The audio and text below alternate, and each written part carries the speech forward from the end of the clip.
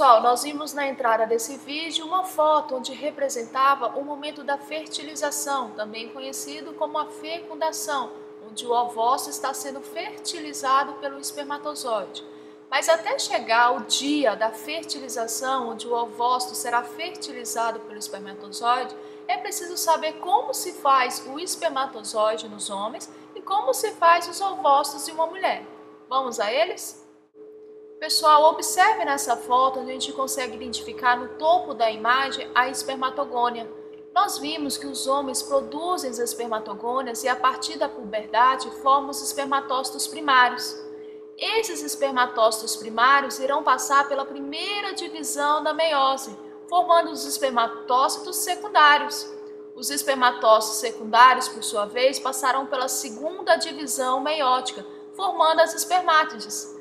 As espermátides passarão por um processo de maturação, conhecido como espermiogênese. É durante a espermiogênese que cada espermatozoide vai desenvolver uma cauda, desenvolver um acrossoma e ainda reduzir o seu citoplasma, para que ele possa ficar mais móvel e mais ágil para alcançar o ovócito no dia da fertilização. Observe bem como é o espermatozoide. Ele possui uma cabeça e uma cauda. Na sua cabeça é onde a gente encontra a região fundamental do espermatozoide, que é o acrossoma, que carrega aquelas enzimas que vão entrar em ação no dia da fertilização para perfurar as camadas em torno do ovócito. Por outro lado, ele também é constituído por uma cauda. É essa cauda que vai dar mobilidade ao espermatozoide. E nessa cauda tem uma região muito importante, que é a peça intermediária. É na peça intermediária onde ficam armazenadas as mitocôndrias. São as mitocôndrias que vão dar energia para a movimentação do espermatozoide. Muito bem, e como são formados os gametas sexuais femininos? Nós vimos que todas as mulheres já nascem com os ovócitos estacionados na meiose 1, armazenados em seus ovários, e que, a partir da puberdade, cada mulher amadurece um ovócito primário para que no dia da ovulação seja liberado um ovócito secundário. Esse ovócito secundário será liberado dos nossos ovários e capturado por nossas tubas uterinas. É na tuba uterina que o ovócito secundário vai esperar o espermatozoide. Se houver o espermatozoide, haverá uma fertilização e, consequentemente, a formação de um zigoto. Se não houver um espermatozoide, o ovócito secundário não será fertilizado e será eliminado junto com fragmentos do endométrio no dia da menstruação. Entretanto, a mulher depende de ciclos reprodutivos, que é o ciclo ovariano e o ciclo menstrual. Vamos vê-los? Muito bem, nessa figura a gente consegue visualizar simultaneamente tanto o ciclo ovariano como o ciclo menstrual. A gente observa que o ciclo ovariano depende diretamente da atuação de dois hormônios. Um que é o hormônio FSH, outro que é o hormônio LH.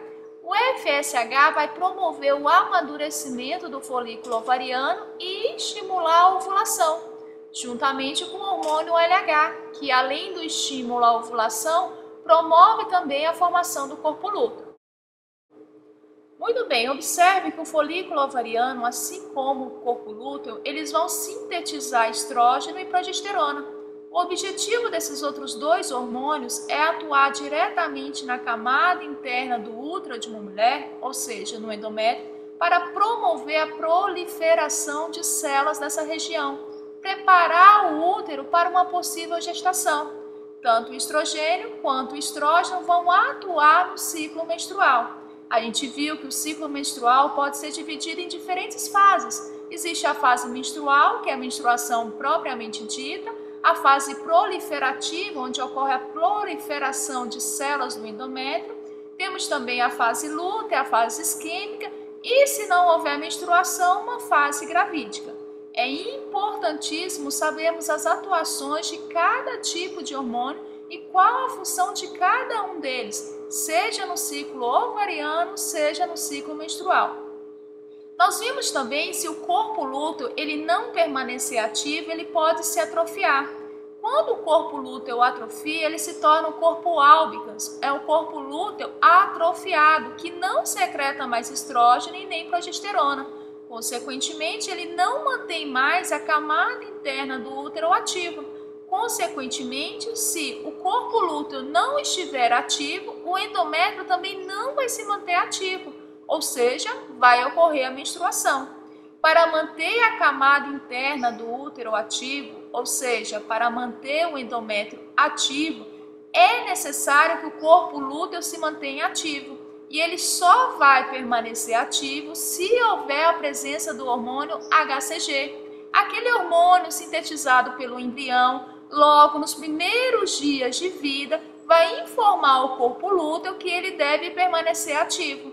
Esse hormônio é o mesmo que é utilizado na detecção de uma gravidez. Agora observe nessa figura, a gente consegue visualizar o ovário liberando o ovócito e esse ovócito sendo capturado pelas fibras da tuba uterina de uma mulher. Então a fibra uterina captura o ovócito. Esse ovócito vai ficar parado numa região conhecida como ampola da tuba uterina, aonde ele vai ser fertilizado pelo espermatozoide. Observe que a gente tem um desenho onde o ovócito está cercado de espermatozoides, mas apenas um único espermatozoide será capaz de fertilizar. Uma vez fertilizado o espermatozoide dentro do ovócito, o ovócito vai terminar a meiose 2 e juntos o espermatozoide e o ovócito vão formar um zigoto. Uma vez o zigoto formado, ele vai passar por sucessivas divisões mitóticas durante o período conhecido como clivagem, até ele formar o blastocisto. É o blastocisto que vai se implantar na parte superior posterior do útero. Uma vez implantado, se tudo ocorrer normalmente, após 40 semanas em média, a criança virá ao mundo por meio de um parto. Vejam bem essa figura, ela sinaliza para a gente a implantação do blastocisto no endométrio, na camada interna do útero de uma mulher.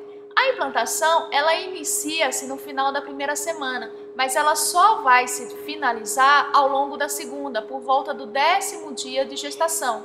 No final da primeira semana, o blastocisto vai estar dividido em camadas. Ele vai ter a camada chamada de embrioblasto, que vai dar origem ao futuro embrião, mas ele também vai ter uma camada chamada de trofoblasto. O trofoblasto, por sua vez, vai se subdividir em duas novas camadas, uma delas que é o citotrofoblasto e a outra dela que vai se chamar sincício-trofoblasto. É essa camada, o sincício-trofoblasto, que vai adentrar o endométrio, que vai garantir que o blastocisto fique aderido à camada interna do útero. Observe, nessa figura a gente consegue identificar o blastocisto completamente implantado dentro do endométrio, representado em azul. Nessa semana, na segunda, o blastocisto está sendo formado por duas camadas, chamada de disco embrionário bilaminar. Esse disco embrionário bilaminar, ele é composto de uma camada conhecida como epiblasto e de uma camada conhecida como hipoblasto. Na segunda semana de gestação, o nosso embrião nada mais é do que o epiblasto e o hipoblasto, que juntos formam o disco embrionário bilaminar.